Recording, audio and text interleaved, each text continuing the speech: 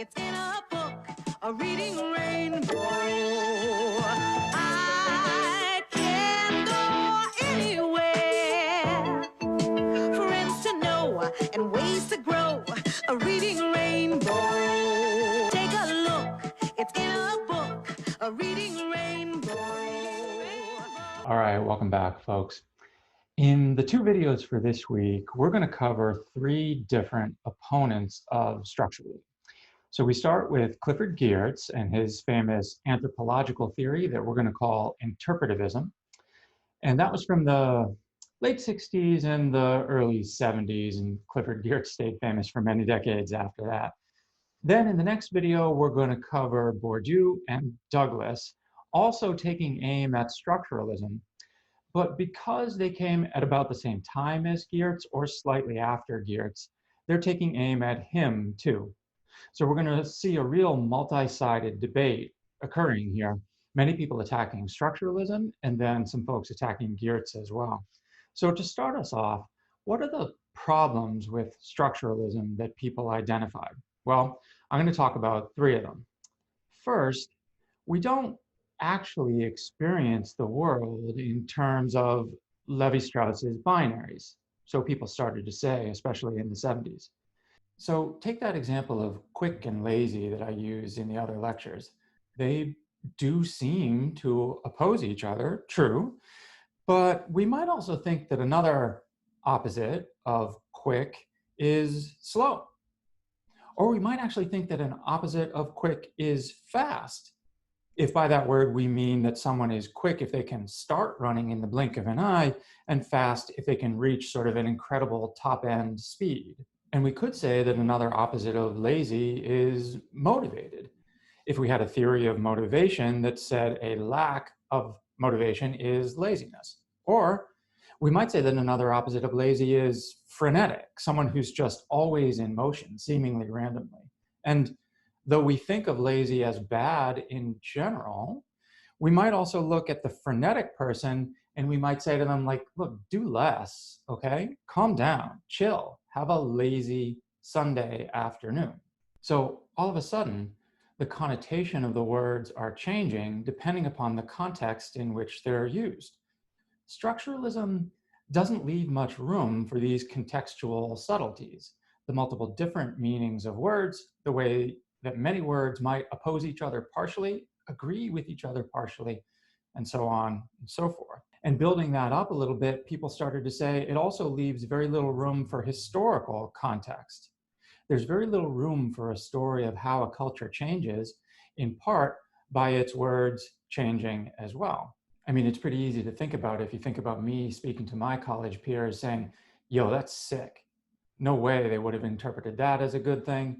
Or then in the midst of a pandemic, you've probably stopped using that word and that connotation as well. Yo, that's sick. I don't think we want to talk about sick much anymore.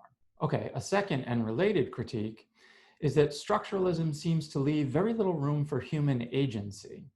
So if the structuralists thought that there were these structures outside of human society that actually cause the practices and norms of individuals, or to refer to our first lecture, they thought that cultures are wholes and that they're autonomous entities causing people's cultural identities to come into existence, then what can humans do to change their cultures? So let me give you an example of why this is a problem.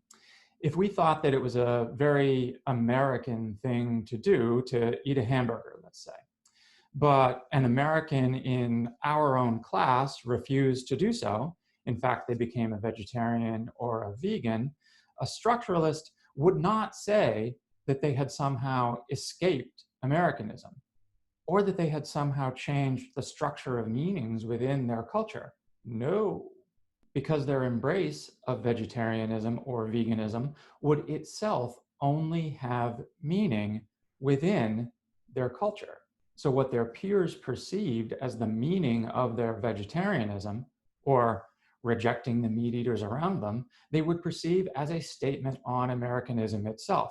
And that would just be another side of the binary, meat eating and vegetarianism being defined in opposition to each other, with the opposition, not one of the polar sides, but the opposition defining American culture. So under structuralism, it's hard to think of how one can leave their culture or even to alter its meanings if all they can do is actually take an opposite stand in a binary. Okay, the third objection we're going to consider is that structuralism is unscientific. And that might seem counterintuitive because structuralism, I have said, really tried to find laws of human behavior, structures in some sense. But some people said that if there were these structural bases for human culture, that's probably because all of these people have brain structures that are similar in some way. So these people sort of called for a neuroanthropology, you might call it, looking not for Levi-Strauss's guesses about structures of mind, but for hard evidence that there exist structures of brain. Now, I'm not going to say much more about that because that'll become clear within our lecture about 5.Geertz. Okay, so what I'm going to show you now is that 5.Geertz proposed a theory of culture, interpretivism, that addressed all of these problems. So Geertz wanted to, 1, be sensitive to historical context, 2, allow for human agency in changing cultures, and 3, link his theory to accepted brain science in some way to make it scientific. So actually jot down in your notes that you're going to be looking for all 3 of those things to emerge in the theory of interpretivism. Interpretivism was a response to the way that anthropologists were studying cultures, even the way that structuralists were studying cultures. Anthropologists, say of the 30s, 40s, 50s, early 60s, would sort of stand on the outside of a culture in a certain sense, observing it from the outside. Imagine that they were, for instance, standing on the outside, holding a clipboard, taking notes on that culture. So Geertz said, you know, we need a new way of thinking about knowing, or in the philosophical language, a new epistemology of cultures. So he says, well, what if we thought about cultures as texts? And that would also call for a new way of writing about them as well. And he calls that new way of writing thick description. So when you think of Geertz, you can think of these 2 taglines, culture as text and thick description. So Geertz said, look, anthropologists should get right in the middle of people as they're enacting their cultural practices, and anthropologists should then participate in those cultural practices. So that's why I gave you the article about the Balinese cockfight. It talks about, for instance, how he won the trust of some Balinese, even joining in with them as they ran away from the cops one time to hide the fact that they were engaging in these illegal cockfights. And he did these sorts of activities to be like them. And he says, and eventually they accepted, wow, this guy is like us. And he did that so that he could then go to their cockfighting rituals and see what it was that they were doing there. And he said, look, once you do this, then you should write about people as if they are texts. And what you're trying to do is to relate their story in all of its wonderful detail, thick description. That's why I gave you that article, Being There, which is about writing anthropology. So if you pair those 2 texts together, you'll see what 5.Geertz's methodology was. So interestingly, this actually meant that 5.Geertz was rejecting Malinowski's call to make anthropology itself a science. And just let me be clear about that for a second. It's not that 5.Geertz thought his anthropology couldn't align with science or be based upon science. He just thought that his method was not itself science. Malinowski had said that anthropologists should be finding commonalities, like functionalism found commonalities between cultures, and later structuralism did the same thing. He'd been reacting against what Franz Boas did, participating in the cultural act in order to understand it as radically different, which is one of our keywords from those first lectures.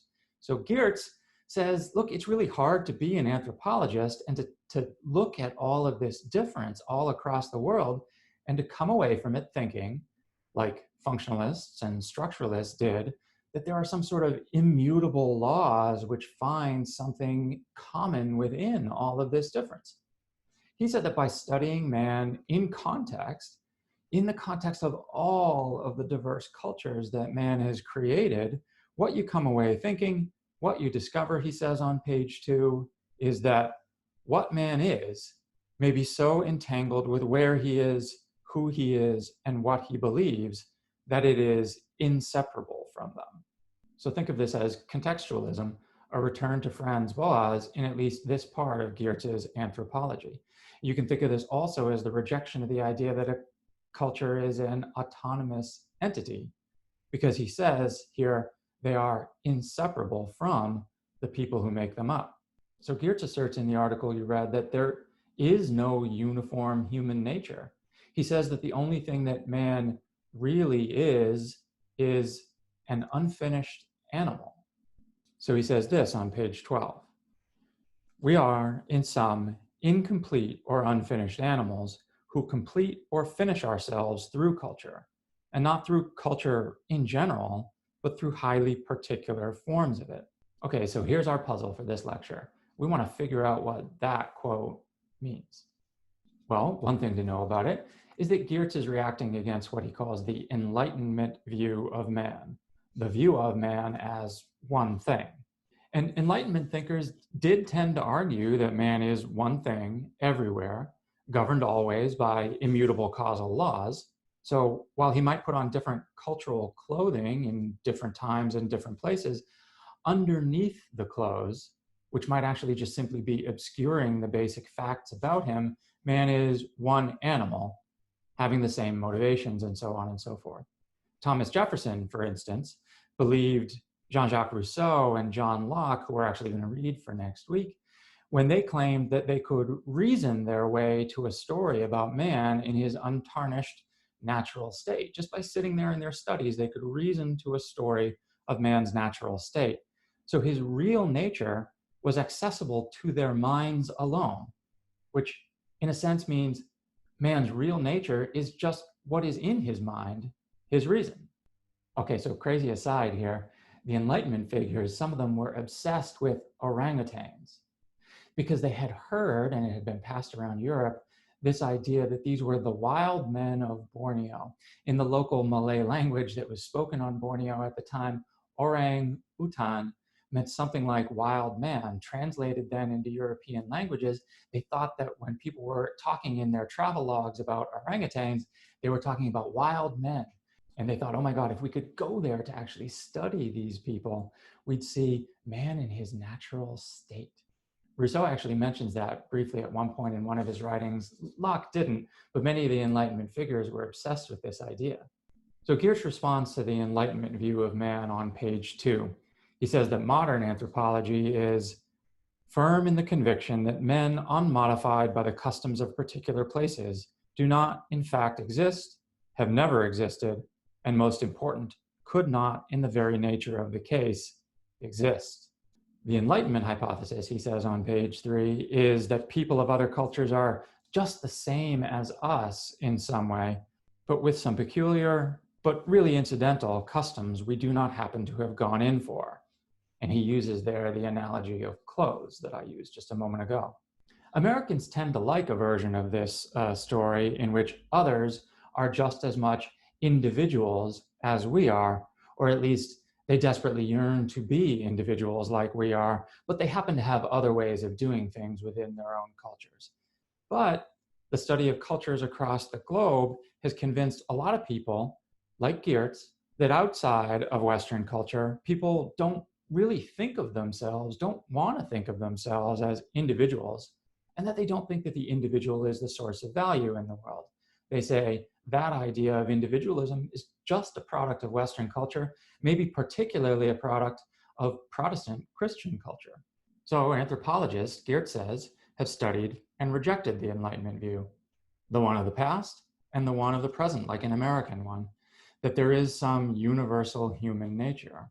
Instead, he wants to actually turn that hypothesis around and say, not that what it is to be human lies underneath our cultural differences, but instead, what there is to human nature is revealed by our cultural differences.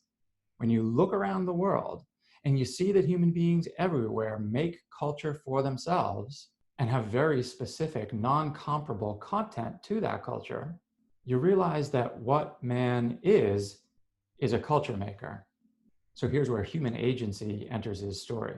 He says on page 4 that human nature is not, as Rousseau and as John Locke said it is, the being that appears when cultural costumes come off.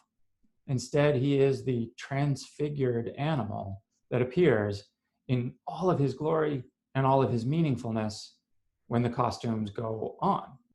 And Geertz says that we need culture.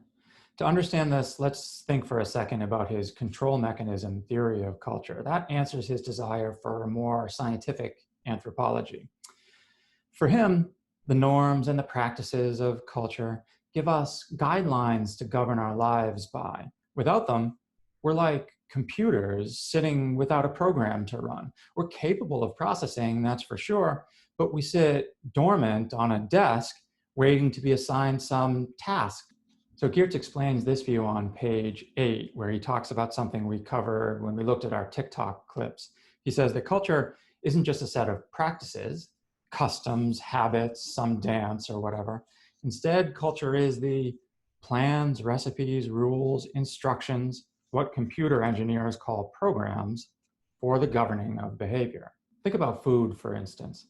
We may have instinctive drives to eat, hunger drives us to it, but what we eat, when we eat it, how we eat it, with whom we eat it, all of those things are determined by our culture. And without some rules to tell us these things, we might actually be lost. We may not even have instincts about what is edible versus what's poison, unless we're actually told these things. But more importantly, we wouldn't know what's acceptable to eat. Indeed, when it comes to food, culture, you'll notice, becomes like instinct in this regard. Some people, for instance, just can't stomach the idea of eating pork. Some people can't stomach the idea of eating cow intestines. Some people can't stomach the idea of eating dog. So imagine those folks would feel a sort of physical revulsion at the very idea of those things, meaning that a cultural meaning has become so embedded within them, embedded within their mind, that now it literally controls their body. On page 11, Geertz explains what he thinks is the role of the neocortex in all of this. He's talking about the prefrontal cortex or the frontal lobe. So when people have damage to that area or dementia in that area, they become disinhibited. They might, for instance, do in public things that are completely unacceptable to do in public because they've forgotten, Geertz is suggesting, they've forgotten the cultural rules that tell their body how to behave. So think of the chaos that would reign without rules of the sort that he says get lodged within our neocortex. There may be different rules in different societies, to be sure, but he says we are naturally equipped by our brain to have these rules and live by them. We need them, he says. And that leaves us circling back around to what Geertz says on page 12, our puzzle for today. We are, in sum, incomplete or unfinished animals who complete or finish ourselves through culture, and not through culture in general, but through highly particular forms of it. Without culture, he says, we'd be disordered, barely human at all, but you don't need a culture, you need your culture to be truly complete. We're going to talk about that in class, and I'm looking forward to hearing your reactions to it. See you then.